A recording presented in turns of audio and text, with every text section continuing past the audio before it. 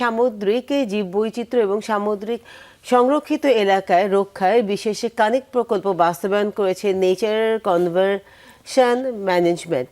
দাতা সংস্থা GIZ-এর সহযোগিতায় পরিচালিত এই প্রকল্প সরাসরি যুক্ত আছে 500-র বেশি শিক্ষার্থী। জার্মানির federal ministry of economics cooperation and ডেভেলপমেন্টের পক্ষে GIZ বাংলাদেশের এই কর্মসূচি বাস্তবায়ন করছে।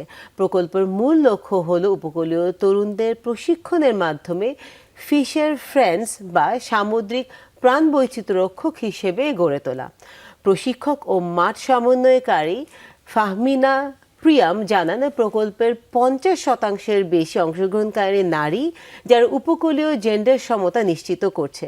এছাড়া বিভিন্ন স্কুলের ইকো ক্লাব গঠন, বিহেভিয়ারাল চেঞ্জ কমিউনিকেশন পদ্ধতির মাধ্যমে দীর্ঘমেয়াদী সচেতনতা তৈরি করা হচ্ছে।